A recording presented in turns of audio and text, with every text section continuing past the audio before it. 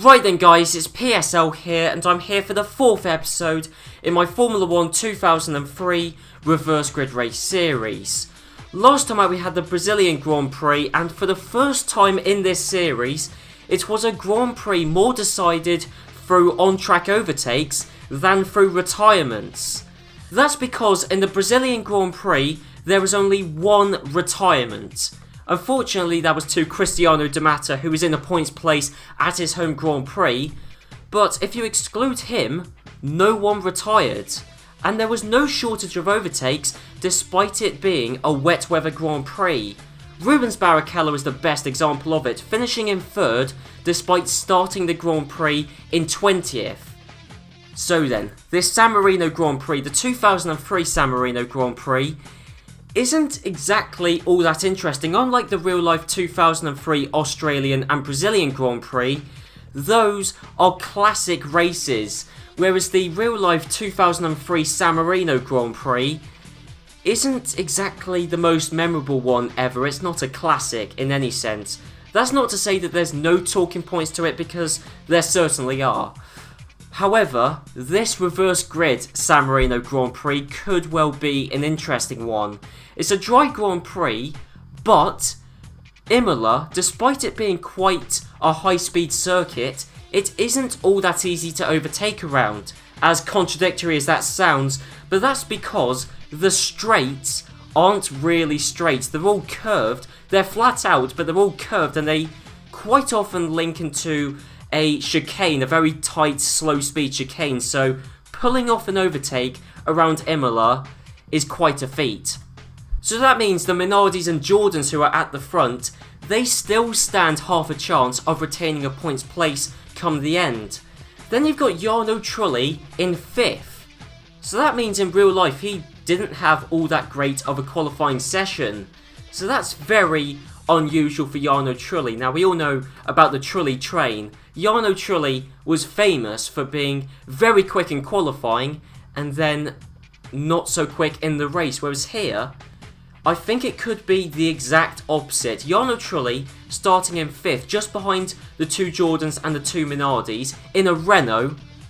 I think Jarno Trulli could well have a decent race despite having a poor qualifying, although of course when you reverse the real life qualifying results, a poor qualifying session soon becomes a very good qualifying session. I mean, Jos Verstappen crashed out from qualifying in the real life San Marino Grand Prix, yet he still gets pole position due to the weird nature of this series. Further on down the field, David Coulthard is in 9th place, and again that's another not very good qualifying performance. I do wonder, of course there are strategy elements, fuel loads and all this and that which do play a part in the qualifying results, but I do wonder if the qualifying format was still the 1 hour 12 lap format. I wonder if Coulthard would have qualified higher up, because 9th place, that's poor. It really is, because Raikkonen qualified much further up the field, and I just feel like the 1 lap shootout format just didn't help Coulthard. There's Raikkonen in 15th. Mark Webber with another amazing qualifying performance. He qualified 3rd for the Brazilian Grand Prix and then 5th for the San Marino Grand Prix. But unfortunately, with the rather ridiculous nature of this series, good qualifying performances soon become bad qualifying performances. And then of course you've got both Schumacher brothers at the back. I have no idea what to expect from this Grand Prix, because in theory, Imola, it's quite a difficult circuit to overtake around. However, it is a high-speed circuit, so it will play to the top team's strengths. And also, it is a dry weather Grand Prix and it's on Formula 1 2003, so there could be overtakes galore. Let's not forget, last Grand Prix in a wet Brazilian Grand Prix, Barrichello moved up from 20th to 3rd. In Malaysia, a dry Malaysian Grand Prix, Fernando Alonso moved up from 20th to 3rd. We could still see a lot of overtakes here, but it's not guaranteed. Honestly, I do not know what to expect. So, without further ado, let's head on into the 2003 Reverse Grid San Marino Grand Prix.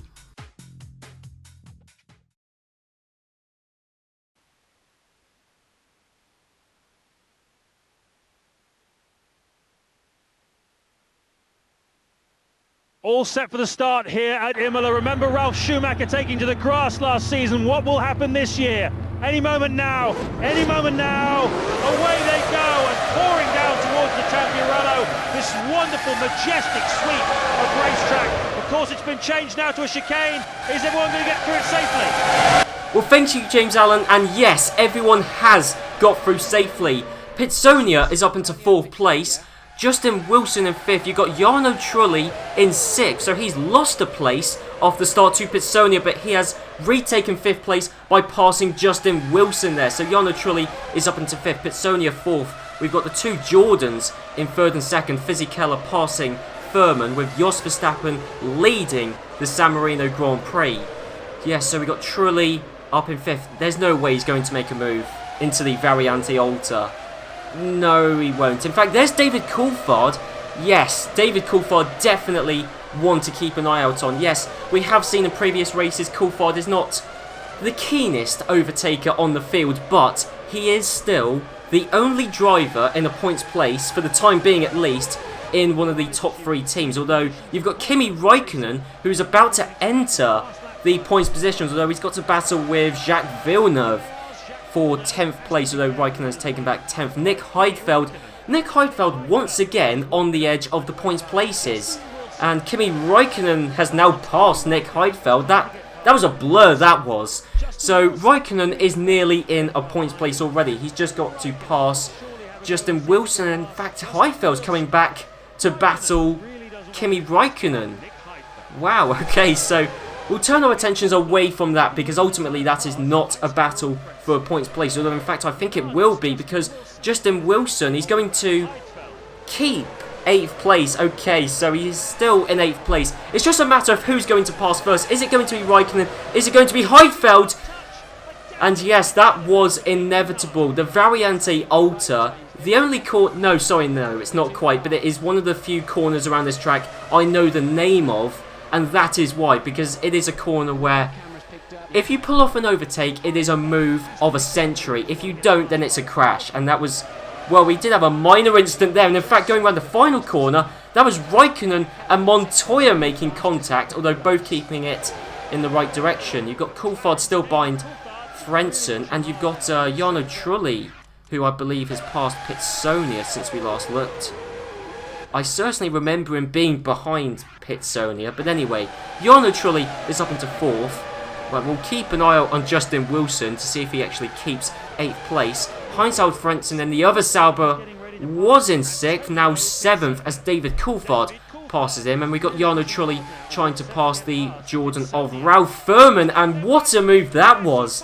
Jarno Trulli up into a podium place around one of the few medium to high speed corners on this track. So Jarno Trulli at his, no, not quite home Grand Prix, but I guess the San Marino Grand Prix for an Italian is almost the home Grand Prix. There's Rubens Barrichello without a front wing. Well, let's see if we can find out what happened here. Yes, he's got a front wing here, and then, well, he's still got it. Oh, don't tell me he crashes into the back of the Minardi. Or does it just go? Is this just a... What does happen? Because, oh, right, okay, well, he's just... Okay, well, I hate to say it, but Barrichello kind of brought that upon himself, because... So that was heading into the Variante Alta. He's already barged Nick Heidfeld out of the way. He's trying to get past Justin Wilson. So Barrichello entering this battle side by side with Montoya. Now he's got the outside, the longest line around the Variante Alta, but he doesn't back out. He just carries on as if both... Yeah, he just carries on as if both Wilson and Montoya were going to cede the position, but they're not. So here we are on board with Kimi Raikkonen, who dropped back a bit from Justin Wilson. Then when he sees the three cars go off up ahead, he must have thought that all his dreams came true until Barrichello just drove across in front of him. I have to say, I think... Well, that was all caused by Barrichello. Oh no! He'll be very fortunate if his car survives at these speeds. Careless driving, a slight lapse in concentration is all it takes, and his race could well have been over. Well, a slight lapse in concentration perhaps from Michael Schumacher. No!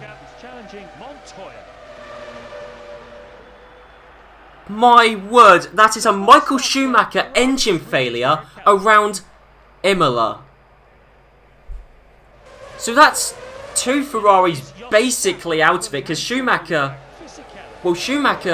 has got no engine. Barrichello, last time we saw, has got no front wing. Jarno Trulli has passed Fisichella, I believe.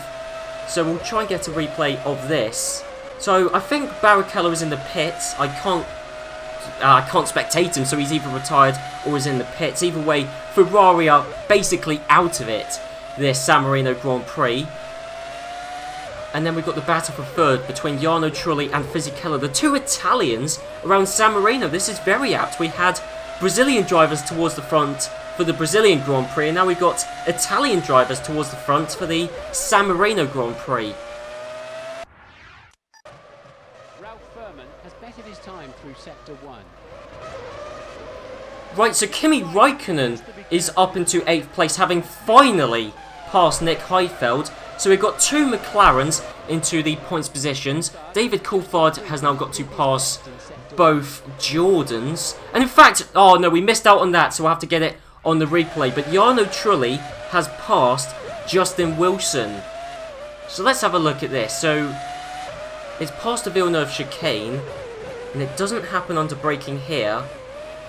Don't tell me this is just done on a straight line. This is just a sheer power advantage that Trulli has with the Renault engine compared to the Cosworth engine inside line, and quite an easy overtake. That was just the power of the engine that allowed Jarno Trulli to take the lead of the San Marino Grand Prix.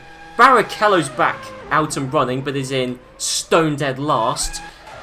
So there you go, Jarno Trulli in first place for the San Marino Grand Prix. Jos Verstappen in second, Fisichella in third. There is David Coulthard getting past one of the Jordans into fourth place.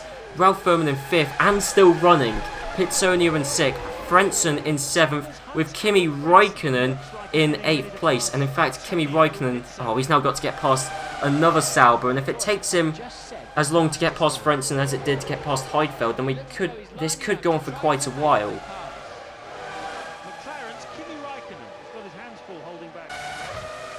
Right, I just about caught the end of this, so we're going to see the move sort of happen on the replay. We got David Coulthard in fourth, and then just under braking inside line. Quite a nice move actually with no contact. That is how Coulthard got past Fisichella, and also how he got past Jos Verstappen, and that is pretty much where the replay ends and where the live race starts. So there you go. That is David Coulthard up into second, and this could be a good scrap for the race win. Jarno Trulli versus David Coulthard. A Renault versus a McLaren. It's a fastest lap by Ferrari's Rubens Barrichello. He's putting loads of pressure on the car in front, trying desperately to force a mistake. Surely he can overtake this time, and he's finally managed to move up a place. I think finally is the apt word there, to be honest, because Kimi Raikkonen, it took him a good couple of laps to finally pass. That is why I don't want it on Auto Race Director. But yes, Kimi Raikkonen got past Heinz-Harald Frentzen there, and now Frentzen is on the offensive rather than the defensive to try and get past Antonio Pitsonia. And this is going to be deja vu, isn't it? This is going to be another McLaren scything his way past the two Jordans and the Minardi. Although, this does prove to some extent that I was correct in saying that overtakes will be fairly tricky around San Marino, because look, Kimi Raikkonen, he's got the power, he's side by side, but the very nature of the track, the straights aren't straight, it was banking left, which meant that Furman had the advantage there.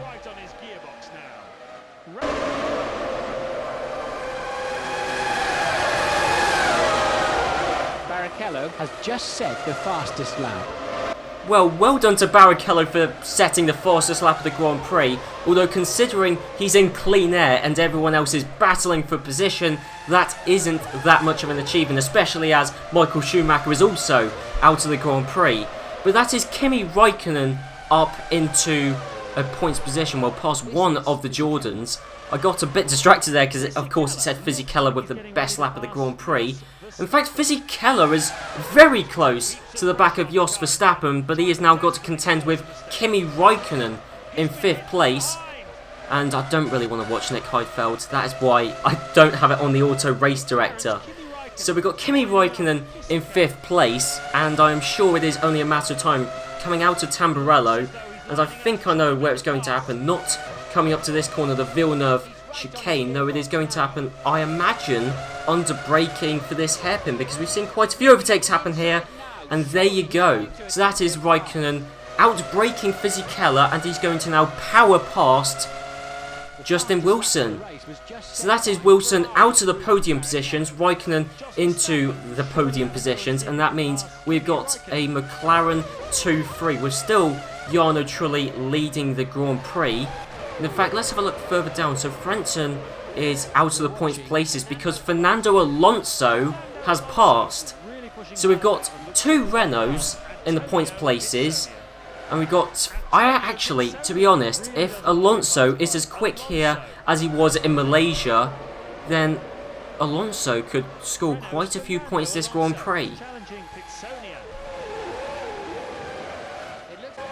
Look what I've just found. Kimi Raikkonen is out of the Grand Prix.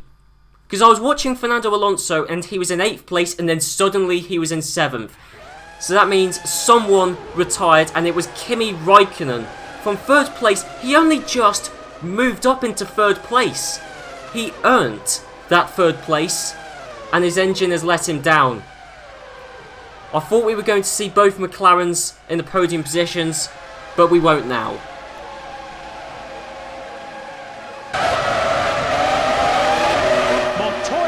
Surely have a go and see if he can pass Heinz-Harald Frentzen. And he's looking. Oh, and look at that. He's powering past. I couldn't have said it better myself, Martin. Yes, that is Montoya up into 8th place. So Heinz-Harald Frentzen is now back out of the points positions because he was promoted back into them due to Kimi Raikkonen's retirement. And Montoya just setting the field alight. He's passed one driver and now he's going to pass Fernando Alonso fairly easily. Wow, I mean Alonso, he was still behind Bitsonia, couldn't find a way past, and look at this, Montoya is almost just taking the piss because he's just passed 3 drivers very quickly, and in fact actually Montoya pushing Bitsonia out has allowed Alonso to pass Bitsonia, and yes, we've now got Montoya behind both Jordans and Jos Verstappen. I should point out, I think earlier on in the race I was calling Verstappen Justin Wilson. That's completely incorrect. Wilson's long gone, nowhere near the points places. It is Jos Verstappen who is still in a podium place. Back into it due to Kimi Raikkonen's retirement. We've still got Jarno Trulli leading the Grand Prix and David Coulthard in 2nd. It's not really a battle for the race lead because Coulthard has caught up and that's about it, to be honest.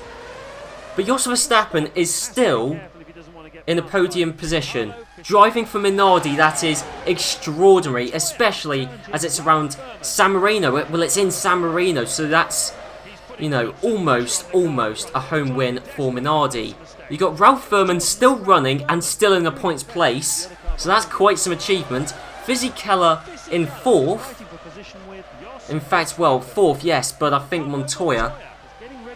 In fact, this is extraordinary. Montoya, he's having more trouble passing the Jordans than he did passing Pitsonia or even Fernando Alonso.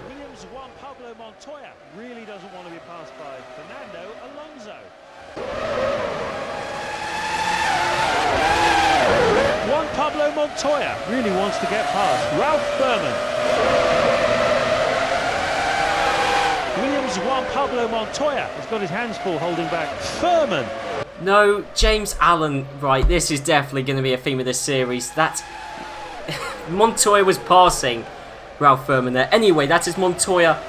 He's finally passed one of the Jordans. That took a really long time. And just before that, Alonso nearly spun out. He was so close to doing it. Oh, in fact, wow. Ralf Schumacher has finally moved up the field, although he is still not in a points place because he's got to get past Pitsonia. Alonso's still trying to get past Ralph Furman. And in fact, there is Montoya passing Fisichella and now Jos Verstappen. So that means that Montoya is going to snatch the final podium position away from the Minardi driver of Jos Verstappen. Although Verstappen held that podium place for, what, 14, 15 laps in the slowest car on the field. So that's some achievement. Even if it is Imola and it's difficult to overtake around, it's still an achievement. Coulthard, oh, of course, Auto Race Director, yes. David Coulthard. In fact, Barrichello's up into... Justin Wilson's in last. Wow. That's how big of a mistake it was when I was calling Verstappen Wilson earlier on. Yeah, Wilson's in last and is all by himself. But yes, Coulthard he caught up to Jarno Trulli, but he hasn't really ever got any closer than he is now. Which is quite extraordinary. I thought it would be a good battle between Trulli and Coulthard because I thought they would be fairly closely matched. However, I did think that Coulthard would actually get closer to the back of Jarno Trulli than he is now. And if we look at the lap times, fairly equal. I thought they would be similar, but I thought Coulthard would have a distinct and real kind of measurable advantage. Whereas if you look at those lap times, Trulli and Coulthard are basically on a par with each other. Alonso, Renault's Fernando Alonso is really pushing hard now and looks set to get past Ralph Furman. He's moving up the inside now. Surely he's going to attempt to pass. Do you know what, James Allen? You keep saying that, oh, Alonso looks like he's going to pass, but how many laps has he been behind Furman and not overtaken him? And it's extraordinary. Although I think finally it is actually going to happen. Fernando Alonso is going to pass Ralph Furman on the second to last lap of the Grand Prix. Ralf Schumacher, meanwhile, still can't get past Pitsonia. And they're all about to start the final lap of the Grand Prix. But moving up towards the front, I mean, look at this. You've got Jarno Trulli and David Coulthard both coming up to the Variante Alta. Even Juan Pablo Montoya is way behind those top two. And then you got Jos Verstappen, who has dropped back quite a bit from Montoya, but that's not too surprising. Trulli and Coulthard have truly dominated this race. They are so far ahead of the rest of the field. But Jarno Trulli, a poor qualifying really helped him out, and David Coulthard couldn't best him. Jarno Trulli has won the 2003 San Marino Grand Prix. David Coulthard has taken second position, but then again, that's another driver who didn't qualify especially high up, so that's not all that surprising. Juan Pablo Montoya is going to take third place, having snatched it from Jos Verstappen. So Montoya for Williams has crossed the line in third position. Jos Verstappen, what a Grand Prix he's had. In fact, Ralf Schumacher has passed Pitsonia. Pitsonia's dropped back on the final lap of the Grand Prix. Jos Verstappen, though, will finish fourth. Fisichella in fifth. Alonso in sixth. Furman seventh. And Ralf Schumacher in eighth. I did say that this Grand Prix was going to be good for the bottom teams because it would give them a chance to actually score points, but I did not expect the Jordans and especially the Minardis to finish that high up, but congratulations to them because they did. So then, that was the Reverse Grid 2003 San Marino Grand Prix, and I think I've already summed it up, because that was a Grand Prix where there weren't all that many overtakes, and despite the fact that I said that there probably wouldn't be that many overtakes, I'm still surprised to an extent because, let's not forget, this is still Formula 1 2003, a game where overtakes can happen every second. I mean, let's not forget it's the direct successor to Formula 1 2002, and we all know how crazy that game is. And let's not forget that this game has got the longest races in any reverse grid series I've done. And the longer races are going to work to the disadvantage of the backmarker teams because it gives the top teams more laps, more opportunity and more time to pass them. But even despite that, Jos Verstappen still did incredibly well, and not just him, both Jordans as well. And Pitsonia did alright at defending right up until the last half lap of the Grand Prix. So it was a race where you could actually defend your position even if you're driving a Minardi. And despite the fact I logically said that would happen before the Grand Prix started, I'm still surprised that it actually did. So then it's on to the Drivers' Championship, and we've got a new Drivers' Championship leader, and that is David Coulthard.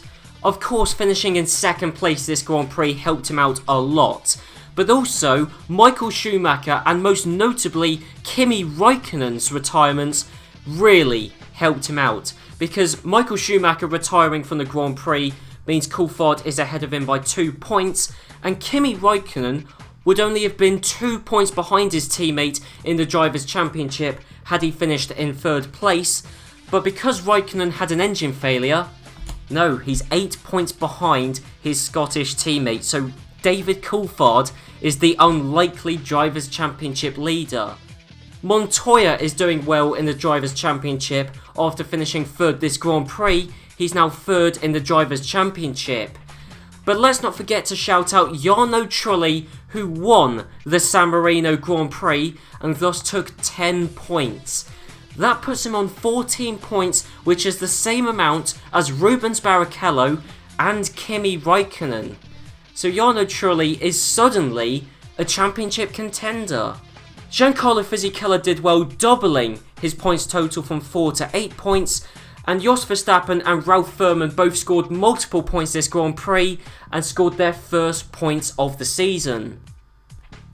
In the Constructors' Championship, McLaren have overtaken Ferrari to occupy the top spot.